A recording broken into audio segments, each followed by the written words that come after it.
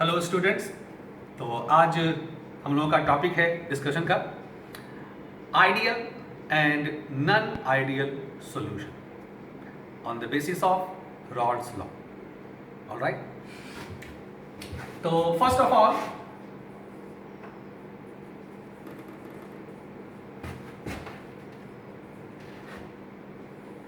Ideal करते हैं ideal solution.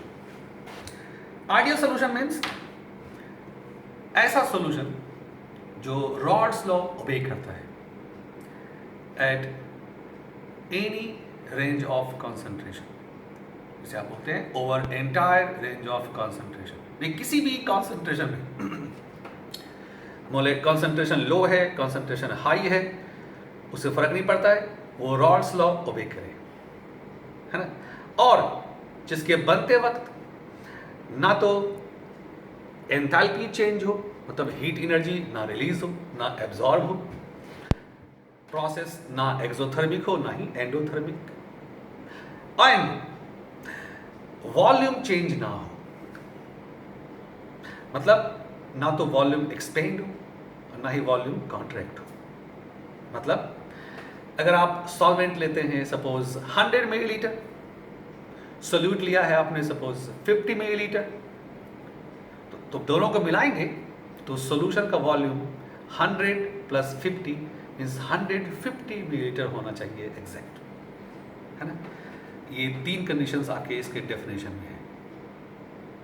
Rods law obey होना चाहिए, इसका मतलब हो गया कि P1 must be equal to P1 not chi1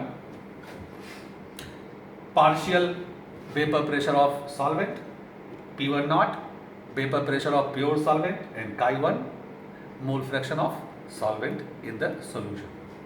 And P2 must be equal to P2 naught chi2 partial vapor pressure of solute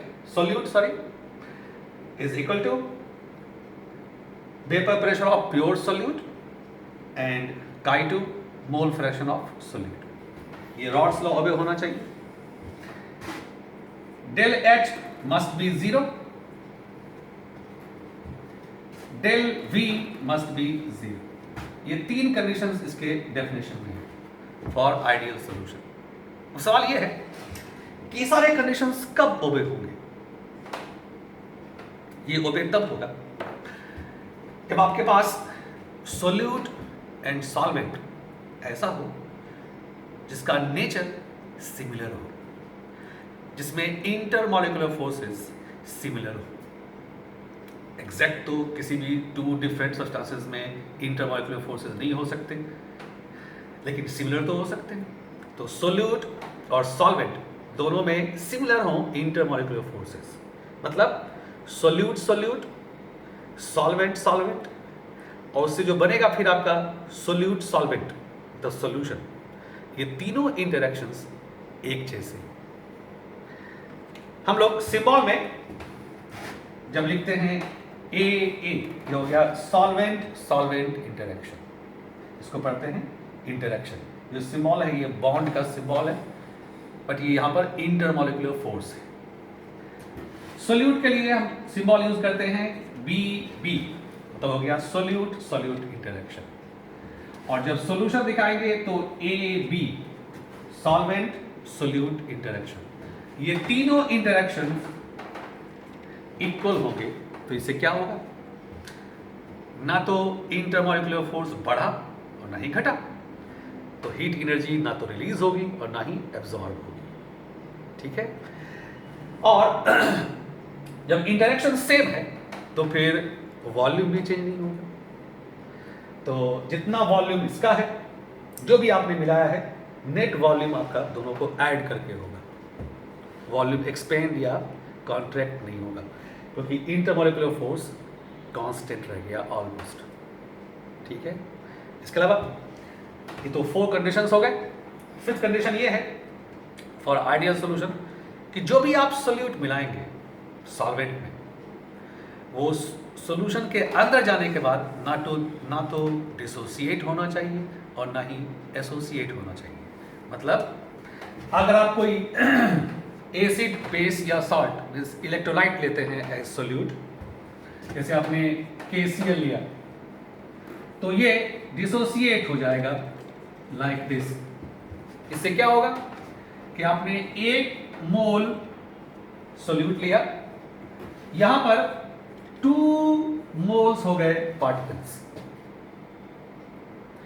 देखिए नंबर ऑफ पार्टिकल्स बढ़ गया, वॉल्यूम बढ़ जाएगा और साथ साथ में एंथैल्पी भी चेंज होगी, क्योंकि ये आयनिक सॉलिड है, इसको आयनाइज करने के लिए हीट एनर्जी एब्जॉर्ब होगी, तो डेल H भी पॉजिटिव हो जाएगा, डेल V भी पॉजिटिव हो जाएगा, मतलब ये सॉल्यूशन फिर आइडियल नहीं होगा।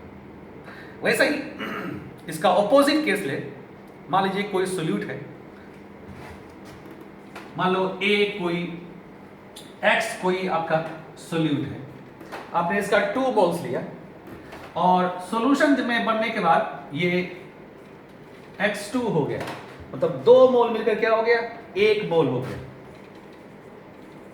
2 मोल्स से हो गया ये 1 मोल, इससे क्या हो गया, नंबर ऑफ मोल्स घट गए तो वॉल्यूम घट जाएगा, कॉन्ट्रैक्ट हो जाएगा, मतलब इस केस में 100 + 50 150 नहीं आएगा, वो घट के 149 हो जाएगा, 148 हो जाएगा या 147 हो जाएगा, depending upon change in intermolecular force. और साथ साथ में जब नया यहां बॉन्ड बन रहा है, देखिए ये 2 मोल्स मिलकर 1 मोल बन रहा है, तो न्यू बॉन्ड बन रहा है, जाहिर है इस केस में हीट एनर्जी भी रिलीज होगी, तो डेल H नेगेटिव हो जाएगा, डेल V भी नेगेटिव हो जाएगा, तो फिर सोल्यूशन आपका आइडियल नहीं होगा। मतलब ये हो गया कि आइडियल सोल्यूशन के होने के लिए नंबर ऑफ पार्टिकल्स सोल्यूट के कांस्टेंट होने पड़ेंगे, जितने मोल्स आपने मिलाया उतने ही मोल्स सोल्यूट का सोल्यूशन के अंदर होना चाहिए, जैसे ग्लूकोज है, सुक्रोज है, यूरिया है ना, इथाइल ग्लाइकॉल है, ये सब नियर अबाउट आइडियल सोल्यूशन बनाते हैं। ये 5 कंडीशंस हो गए एंड 6th कंडीशन है कि आपके पास जो सोल्यूट है वो सॉल्वेंट से केमिकली रिएक्ट नहीं होना चाहिए, अगर ऐसा हो गया तो फिर सोल्यूट चेंज हो जाएगा।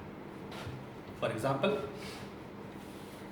जैसे मान लो आपने अमोनिया लिया है सोल्यूट और वाटर है सॉल्वेंट, तो अमोनिया वाटर आपस में कंबाइन होकर अमोनियम हाइड्रोक्साइड सॉल्यूशन बन जाएगा। सॉल्यूशन बनेगा क्योंकि ये आपने एक्सेस लिया हुआ है सॉल्वेंट मीडियम।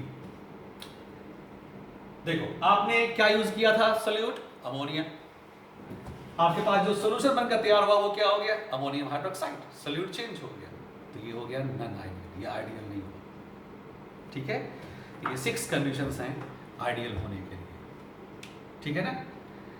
और इसका रिवर्स कर दीजिए, ऑपोजिट, वो हो जाएगा नॉन आइडियल, मतलब जो रॉल्स लॉ ओबे नहीं करेगा, जिसके बनते वक्त वॉल्यूम चेंज होगा, एंथैल्पी चेंज होगी, दोनों चेंजेस होंगे, जिसमें पार्टिकल्स आपके डिसोसिएट हो जाए या एसोसिएट हो जाए, या फिर इस तरह से केमिकल रिएक्शन होकर सोल्यूट चेंज हो जाए, ठीक है ना।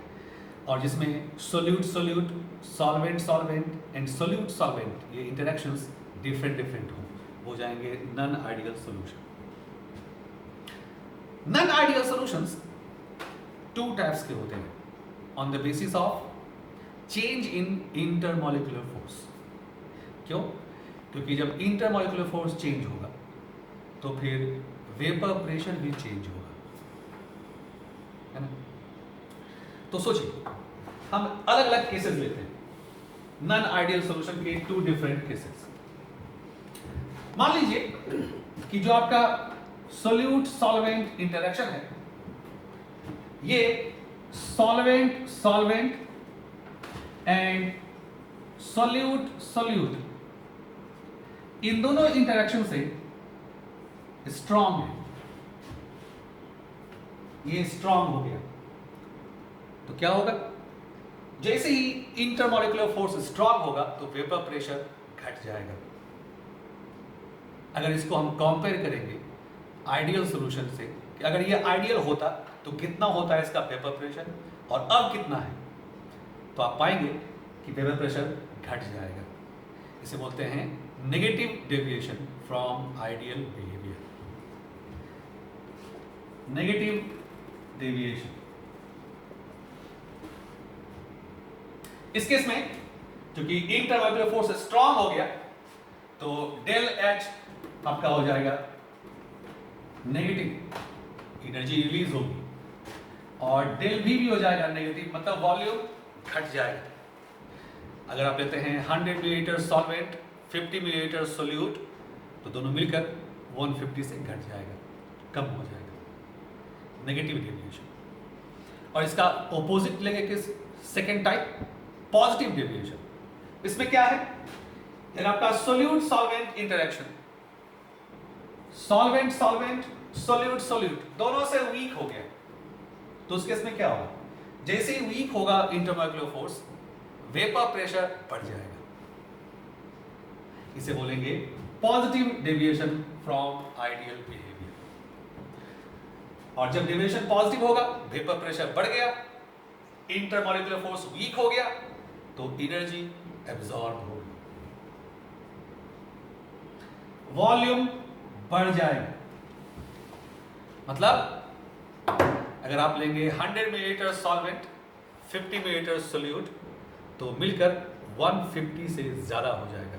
वो 151 हो सकता है, 152 हो सकता है, वो डिपेंड करता है इस बात पे कि इंटरमॉलिक्यूलर फोर्स कितना डिक्रीज हुआ है। तो ये आपका हो गया ideal and non ideal solution.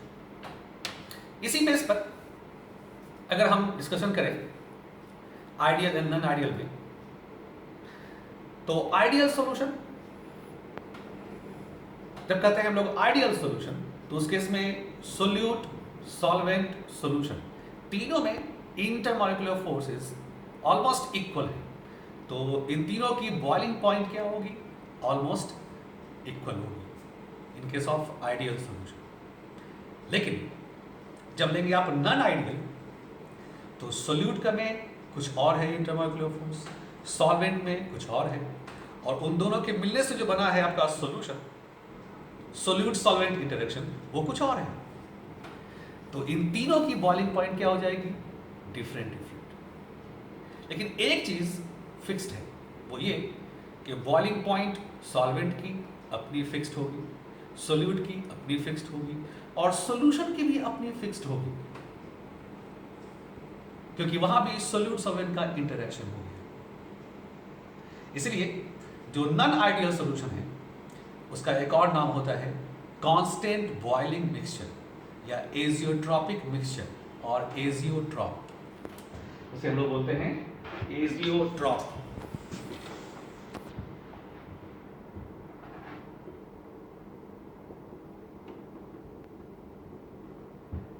Azeotrope जाहिर है नॉन आइडियल सॉल्यूशन होंगे, आइडियल नहीं, क्योंकि एजियोट्रॉप मतलब हो गया ऐसा मिक्सचर, ऐसा सॉल्यूशन जिसका अपना एक बॉइलिंग पॉइंट हो, जो सोल्यूट से और सॉल्वेंट से दोनों से डिफरेंट हो, constant boiling point, solute solvent से डिफरेंट, तो जाहिर है कि ये नॉन आइडियल सॉल्यूशन ही होगा। एजियोट्रॉप टू टाइप्स के हो जाएंगे, जब बॉइलिंग पॉइंट हाई हो जाएगी, जिस मिक्सचर की, जिस एजियोट्रॉप की बॉइलिंग पॉइंट हाई हो जाएगी in comparison to ideal solution, उसे बोलेंगे मैक्सिमम बॉइलिंग एजियोट्रॉप। और हाई कब होगी, जब सोल्यूट सॉल्वेंट इंटरेक्शन स्ट्रांग हो जाएगा, क्योंकि बॉइलिंग पॉइंट बढ़ती है with increase in intermolecular force. मतलब ऐसे सॉल्यूशन, नॉन आइडियल सॉल्यूशन जो शो करते हैं नेगेटिव डेविएशन, वो हो जाएंगे मैक्सिमम बॉइलिंग एजियोट्रॉप। मतलब उन सारे मिक्सचर्स का, सॉल्यूशन का बॉइलिंग पॉइंट हाई होगा in comparison to ideal solution. Other hand, अगर सोल्यूट सॉल्वेंट इंटरेक्शन वीक हो गया तो बॉइलिंग पॉइंट घट जाएगी, इसे बोलेंगे हम मिनिमम बॉइलिंग एजियोट्रॉप।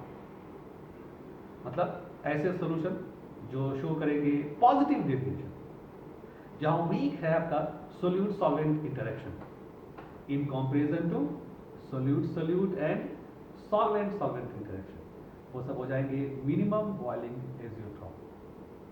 जितने भी एजियोट्रॉप हैं उसमें क्योंकि पूरा पूरा सोल्यूशन एक साथ बॉयल होता है एट द सेम टेम्परेचर, तो एजियोट्रॉप में से सोल्यूट सॉल्वेंट को हम सेपरेट नहीं कर सकते बाय बॉइलिंग, मतलब by fractional distillation solute solvent को हम लोग सेपरेट नहीं कर सकते। उसे सेपरेट करने के लिए केमिकल प्रोसेसेस ही यूज करनी पड़ते हैं। ठीक है, तो आज हम लोगों ने समझा आइडियल नॉन आइडियल सॉल्यूशन और उसी से रिलेटेड टर्म एजियोट्रॉप या एजियोट्रॉपिक मिक्सचर, जिसे बोलते हैं हम लोग constant volume mixture. Alright, next video में हम लोग करेंगे डिस्कशन, अब बताऊंगा colligative properties of dilute solution. ठीक है।